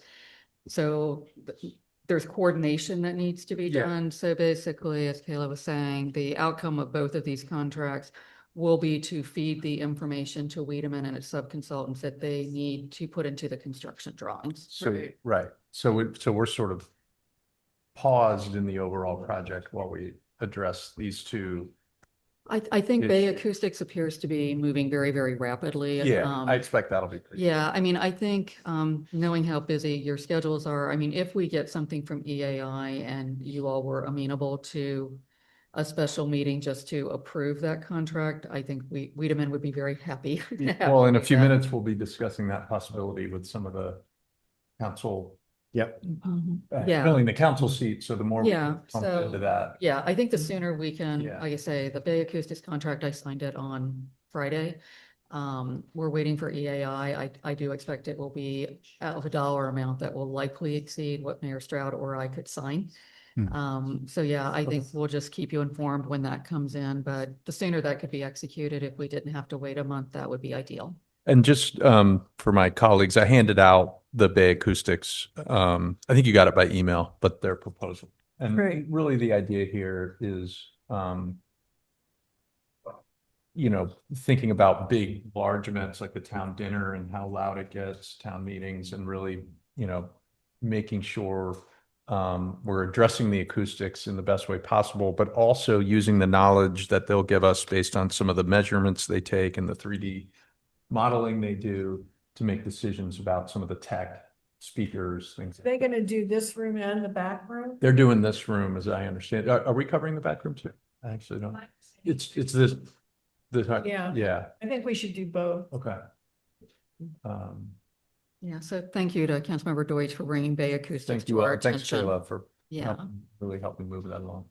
Just a few other kind of minor town hall items. So this is more of a housekeeping thing. On April 22nd, the Board of Public Works did approve the grant agreement for the $500,000 that we received in the 2025 legislative session. It's generally more of a pro forma thing by the Board of Public Works because it's worked out between the Department of Legislative Services, Capital Grants Division, and the grant recipient, which would be us in this case. What it practically means is that I can now submit contracts to the Department of General Services for their approval. And then as we expend money, once that contract is approved, we can basically start applying for reimbursement. So it's an important step, but it's kind of a housekeeping step. So during the last week, former Mayor Keller, Mayor Stroud, and I did meet with one of the abutting property owners to Town Hall. There was an opportunity for them to share some concerns they had about as the project moved forward and some things that would essentially mitigate the impact of the project on them. Both former Mayor Keller and Councilmember Bennett at your April meeting had asked me to speak to the residents, follow up on an email that the residents on the south side had sent to you all back in March. I did have the opportunity to talk to them last Thursday afternoon. I started an email to you all, finish it up, but they had some requests as well. I would say all of the residents that we spoke to last week, are very supportive of Town Hall, are supportive of the project, but just understandably, given their proximity to the building, had some questions about the construction, how certain things would work. Very reasonable request. We do have three other property owners that abut this property. One owner basically lives overseas, so I was able to get some contact information from them and have reached out to them just to at least to introduce myself and to start that conversation. And we already talked about the ARPA funds being essentially expended. So we did award the contract for the spring cycle of tree removal and pruning work to Davy Tree. I didn't get a chance to run by there, but they were scheduled to start work today over on Cambria by the pool. They do have to complete all work by June 30th, which is obviously the end of our fiscal year. And then just a couple of things about our maintenance team, which is as busy as always. They did recently complete the spring tree planting. Did some inspection work of the gutters and roof at Penn Place just to make sure everything's okay. And I think we are safe to put away the winter equipment, which they have done. They are basically, continuing to repair potholes. It was a rough winter for roads. And as time permits, they're doing removal of small invasive trees and shrubs that are been identified by Phil Normandy. Barb, we talked at one point about at least having George assess, if not just take care of the hole at the court. And I noticed someone Which stuffed, court? Cambria Court. Someone The has, Yeah. yeah, The hole in the middle. someone has stuffed it full of debris. I didn't know if that was them or, because I think we talked about just like I concreting it know over. of, I can ask George. It doesn't look like their professional work. No. Uh, Yeah, it's probably something that we may want to schedule for your June meeting agenda, because I know there's a number of different ways to deal with the, I don't even know if we can call it a court anymore, but the Right, dilapidated. service. Well, Surface. Yeah, we have to be, I know that there was some concern expressed, especially by the Parks Advisory Committee. I did touch base with Jason Azar, and there's a number of things that we could do. I think one of the things while the Parks Advisory Committee kind of finishes up its work, and I believe former Mayor Keller may have mentioned this, but essentially what happened is the court was basically resurfaced without removing the underlying layer, so the Right. layer is peeling off. The issue with basically removing everything at this point Yeah. is then when something goes to happen, we're increasing the impervious area, which Yeah. would be a huge hassle with permitting. I think regardless of whatever happens over there, it's going to be over the 5,000 square feet area that the county will mandate some. Yeah, some I work. won't, I just want to make sure we focus on like, we're just talking like a short-term solution until the It is. major, like, let's concrete the hole. If we can remove one of the layers, great. But Yeah, I just want to move, I Safety. want to move sort of quickly on that. yeah, I mean, the easiest thing to do, as far as not the whole, I'd have to pull up the email to see what Jason recommended for that. And you all are probably better judges than I am of whether or not there'd be interest in this. He basically said that it's peeling up so much that probably we could bring in a dumpster Yeah, and just have like a community day, and people could literally just pull the top layer off and dump the stuff in a dumpster. and That would be the, And then We- what do we replace it with? there's areas though, like some areas you can go with your foot, and if you kick it enough, you can chip a layer off, and there's some areas where you'd need a tool. So, I want to also check in with some local Yeah, scouts, because we that makes often them get surface outreach areas. about potential yeah, or projects. community Yeah. service project. Yeah. scout troops that use, this building. Yeah, so basically, I don't know, Mayor Stroud, if you want to get, how much you want to get into this. Basically, his comment was, so option 3 was what we just talked about, which is removing the surface layer. His suggestion, if we wanted to make sure everything kind of stayed in place after that, is probably doing some kind of seal coat over it, which he said would buy the town 3 to 5 years before, and I quote, before it really started falling apart. His comment about the hole was that it's the area of the old cistern is sunken, so that could be milled with gravel or something similar for the time being if it's really a concern. Okay. So, Well, I would say the Yeah. whole, it really is a concern. Yeah. I'd love to get that, Yeah. really based on Parks, PAC's recommendation, get that plugged in a somewhat, more. nothing's permanent because the whole thing's going to get, renovated at some Right. point. And then, even if that has to happen first, and then some sort of, if we, removing the top layer, I think makes sense. Yeah. We don't want to spend too much money knowing more money is going Yeah. to need to be spent, but it's chipping pretty If that's significantly. something that we've had a conversation, Yeah. that these are the 2 recommendations, I think. Yeah, If that's something that you all are comfortable with, we can start working on that now. yeah. start working on. Need to put the plan in place to do. Yeah.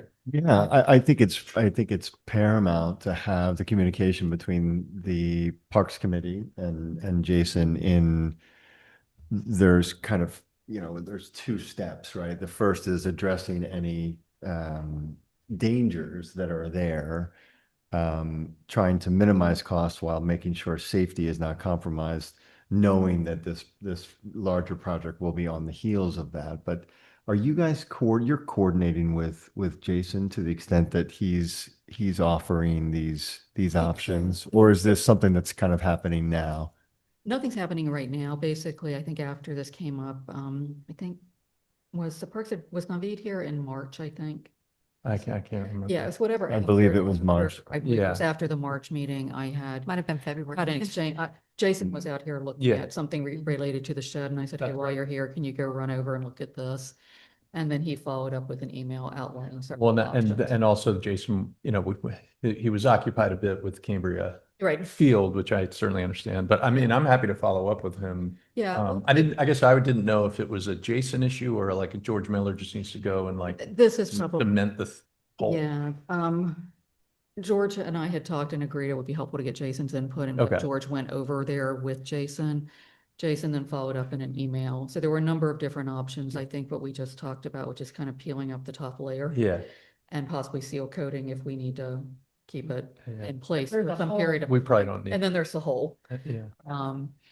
So Barb, you'd go back to George and Jason, put a plan together and bring that back to the June meeting Just for us to maybe make a decision on? Is that what We could you're do that. suggesting? I think it's seal the hole, remove the layer. Yeah. I don't even think we need to seal Yeah. because the But- renovation. Yeah, I think it just depends how, and you all will be a better judge of this than I would, how rapidly do you see things happening over there? Well, you I'd gotta add, design, and then you gotta. Correct. get a yeah, Permit, and then you gotta So- put it out for bid, so it's not gonna be this Yeah, year. I would We think also they're, don't have funding set up. they should so be it's going to thinking- be a while. they should be thinking of the fix for the whole. correct. Would be like, that needs to last a year. Right. Minimum, I Correct. Yeah, think. all of this. I I'd think, say at least maybe- 2 to 3. 2 to 3. We're gonna, I hear Phil saying 2 to 3 too. I think that's where I posed the question to him, once the top layer is pulled up, do we need to seal coat? okay, yeah, and maybe. Hold it in place. That's So- good point taken, yeah. Maybe Yeah, we so that's kind of an idea of just kind of holding everything so it doesn't continue to happen. We have to make sure that the hole is filled, so there's no safety issue. Like, we need Jason's to resolve suggestion, that. I think Lisa, you had stepped out, was to basically, kind of fill it with gravel, basically, something that's going to be somewhat more substantial. Yeah, Okay, I think, good. So yeah, if you guys are generally okay with that, that's what we'll start putting together. And yeah, running let's, with that. I think we do that and then we Yeah, there were some other options, but they would not serve the town in the long run from a permitting standpoint. agree. So, Thanks, Barb. I think, so anyway, that's it for my report. Thank you, all. Barb. That's great. And just, perhaps a point of clarification on any projects that we have. I think it's probably most helpful to think about it in ways. The steps that we need to take on the diligence side will move as efficiently as we can while taking all the requisite steps, as opposed to saying, this is going to take this long. I think we are, everyone is motivated to make sure that we're taking all the proper steps, and we'll see what that timeline materializes to. Charlie? Mayor Stroud, I have one question for Barb. Yes, of course, of course. Barb, for the town hall renovation, have you heard of any further updates on the federal grant? I'm still plugging away. What we're going to need to do is I would say the good news on the federal grant side is I actually have a person that I can correspond with. I will say that trying to get a phone call with somebody is clearly not happening. So they're part of the required federal grant paperwork. Most of it's fairly easy to figure out, relatively speaking. This is a new source of money? No, this is the $500,000 federal grant. This is So the we got the same money. funding. There's certain paperwork I'm required to submit to get the grant Okay. agreement executed. And as a reminder, we cannot start construction until the grant agreement is executed. Okay. So the way that so the state will let you basically have big buckets. So I can say something is construction, and that's fine for the state. I think because this particular federal grant program deals solely with historical properties. It's called Saving America's Treasures. It's administered by the National Park Service. They want the project cost sliced and diced in a very specific way. So in other words, because there's also photographic documentation. So if you're replacing a roof, they want to know what the roof itself is going to cost plus photographs of that, the siding. I know that until we get bids. We can base it on the cost estimate. So they know that you don't have, because they also review the construction drawings before we can go out to bid. So what I did is I was in touch with CCS, which is the cost estimating firm that did the most recent round of Right. cost estimates. You all likely don't remember this, but the way that cost estimate, it's constructed very much like a pay application would look like. So it's done by trades. Right. That is not going to work for the National Park Service. So I don't want to just be pulling numbers out of air. So that basically, I had a conversation with Adam Shirazi. He was the gentleman from CCS who was here in September. Basically to sign, it's probably going to be an hourly proposal. They sent it over late Friday night and I didn't get a chance to look at it yet. I'm going to need, I need to give them kind of what the little cost bucket to that in a way that the National Park Service will accept. And they're just gonna charge us an hourly fee for that? It'd probably be an hourly fee Yeah. because that's how I suggested It's they kind of structure based it. on something. Right. Yeah. Wiedemann said they would look at it. So what I want to do this week is sign their proposal, come up with what I think the National Park Service is looking for as best as I can tell. Pretty much they just keep referring you back to their instructions, to be honest with you.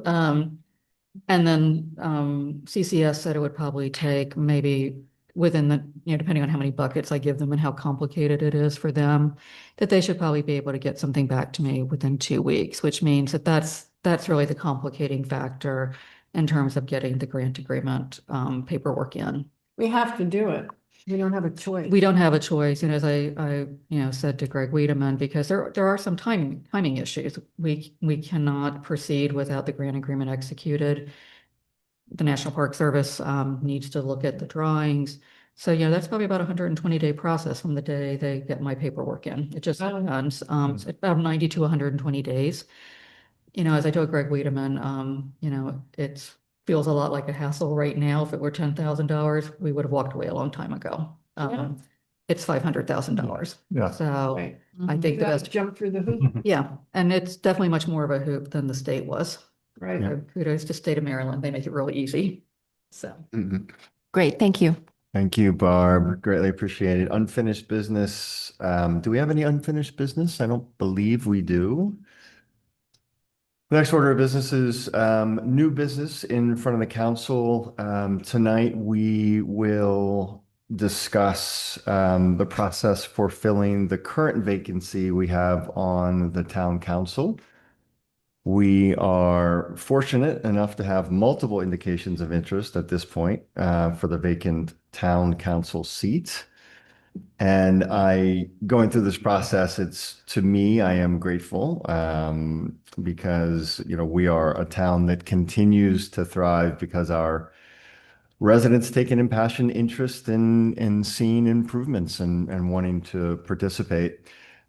Just for the record, I wanted to walk through what the charter says. I know this is a bit of an unusual but not unprecedented situation where a seat on the council becomes vacant. I'm paraphrasing, but if the person selected as mayor is a member of the council, a vacancy in the council will then exist, which shall be filled by a majority vote of the remaining members. The results of such vote shall be recorded in the journal. So the charter does make mention to it. Doesn't go into excruciating detail. So a lot of this, we are building the plane as we fly it, so to speak. The process, as I see it, will, certainly the process will allow for an open period to continue to solicit interest from residents. And at the conclusion of this period, what I plan to do is to hold a special meeting that Councilmember Deutsch made reference to ultimately allow for the council members to vote. And Jerry, I don't know if do you have a time frame in mind for kind of the open period, and then we Yeah. can determine I was when. going to recommend 7 days from tomorrow. If we were able Okay. to put out a constant contact advertisement tomorrow to Mhm. get more reach, Mhm, and perhaps be more specific with a few questions mhm. and I was proposing 7 days. That would be Okay. next Tuesday Okay. by 5 p.m. Okay. Kayla, if you and I kind of spend a couple minutes tomorrow, would it be possible to issue a constant contact tomorrow? Okay. Push that. Feel free to push Is that that. the leaf blower? It Yeah. somehow was not in the bugle, so I think we need to push that out, but it can wait. Okay.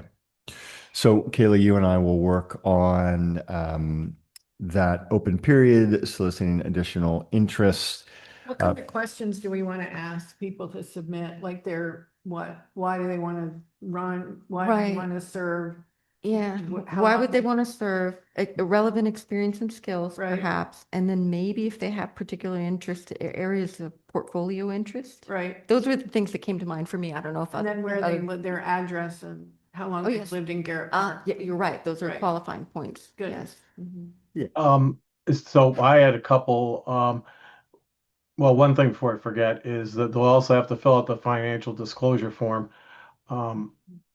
But one thing was to do something along the lines of candidate statement, the same as it's done for the election, where it's a free form essay for people to discuss their platform, if you will, or anything else in addition to the relevant interest and background.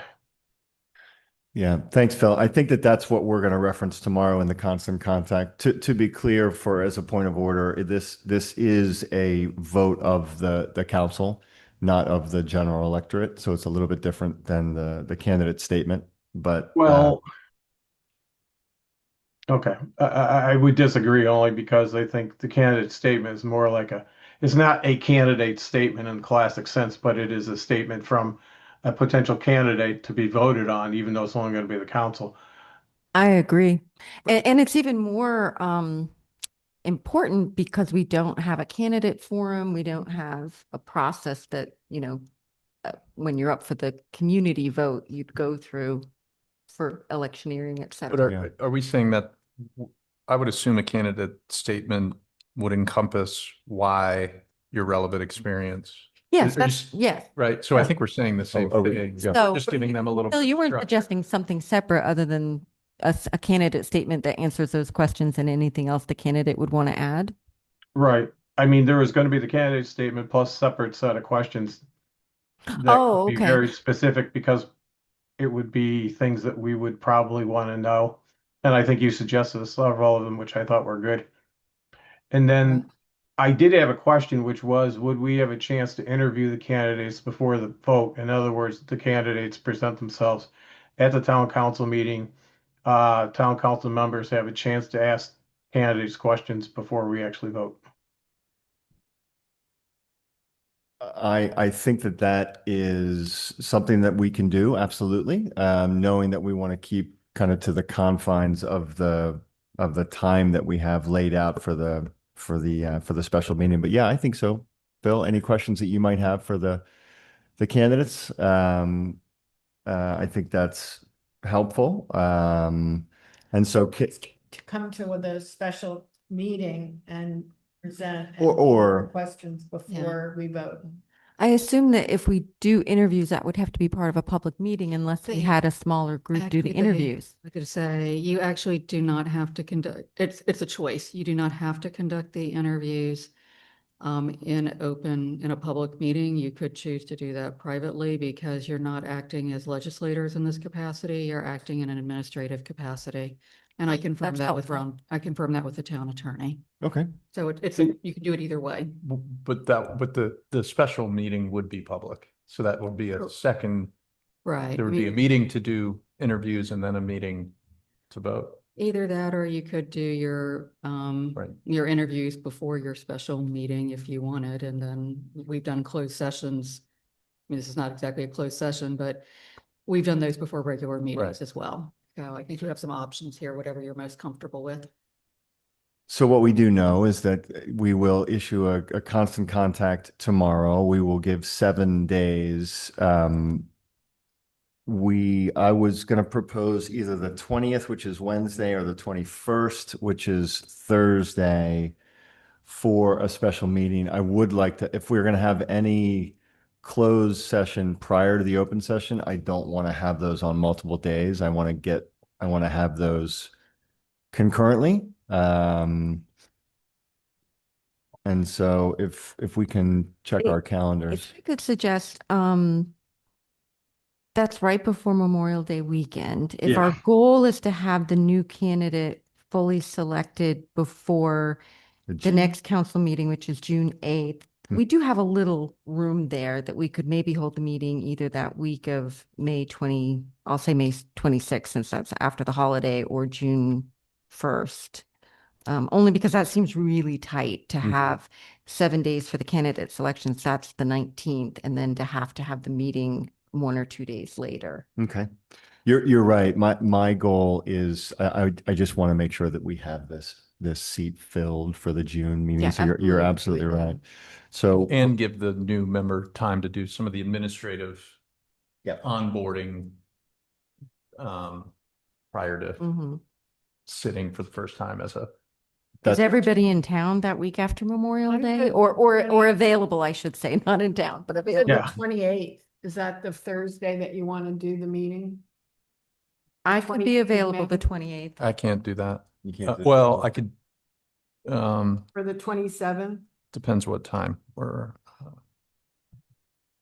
The 28th is good for me, better for me than the 27th. I could do either 27 or 28. Okay. Doesn't matter to me either way. You're okay, Phil, on both of those days? Yes, sir. so. Chris, we don't have to nail it down. Yeah, I can think check some my things. life I is know this- a little complicated. One of my sons has some sort of musical concert No. at 6 p.m. That would, I think by 8 I would be fine, but And what about the 27th? You have something else? well, I would just need to get a sitter, but used to that too. Okay. So, And then just for a contingency, I know that we're talking about rushing it a little bit, but I also want to make sure that we can all make it without having to run around too much. The 20th and the 21st, albeit there is, I know that's a week earlier, Jerry, but what does everyone's schedule look like the 20th? There's an Arboretum Committee meeting on the 20th, and Okay. there's a WJ band concert on the 21st. Okay. Okay. 20th or 21st. Okay. I'm good either of those. Okay. I'm fine. Okay. All right. Well, why don't we, I don't want to schedule it. I think there's still some discussion that we have to have behind the scenes it looks like it could possibly be the 28th. But Doodle poll. sorry, Phil. A I doodle had a poll? doodle poll. A doodle poll. There it is. We'll So I mean, I don't personally feel all that strongly about doing interviews. But if that's what folks want, that's. We're voting for, I mean, it might be good. We- to be able to- Yeah. Yeah, we could punt that decision and see how many candidate statements come in by the deadline. If we're doing the meeting a full week later, we could Right. make the decision of whether we have, Right. you And know, then structure it like right. every 10 minutes, Because at this point, we're not sure 20-minute interviews. how many sequence. applicants we would get. And honestly, for convenience, my inclination right now is to have this meeting be virtual, just so Oh, yeah. it could be a little bit more convenient Yeah. for That would be other great. folks. Yeah. So I think that meeting will be virtual. I'll issue a doodle poll. I think, Jerry, that's a good point. We'll wait to see. Right now, we have 2 indications of interest. If it's 2, certainly that interview is doable. But we'll issue the constant contact again, just to recount, tomorrow, Tuesday the 12th, We will have 1 week in order for folks to respond. And then we will plan to have a virtual meeting. Right now, very tentatively is the 27th or the 28th, which is Wednesday or Thursday. More to come on that.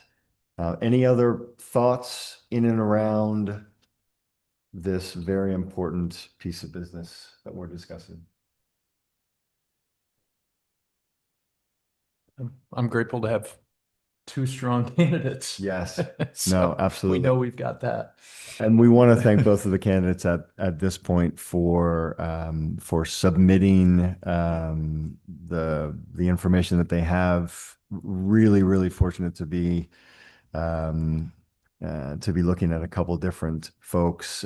We will move expeditiously through this process, and we'll be sure, with obviously the goal to have a 5th council member in place by the June meeting.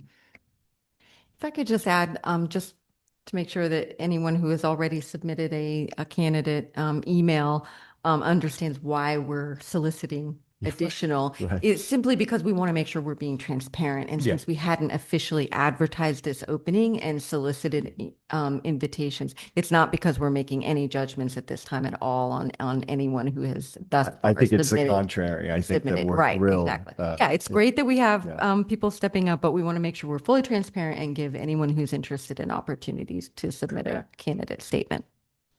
Okay. Any town updates?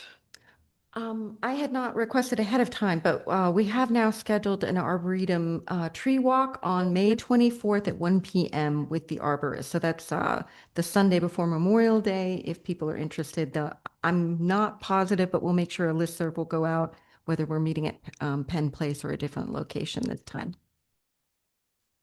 Thank you very much. is Any it- other? Not weather dependent. Unless it's really bad, it generally goes on Okay. regardless. Great. Fantastic. With that, do I hear a motion to adjourn? I'll make that motion. We have a second? Oh, second. We are adjourned. Thank you, Phil. You got us. Thank you.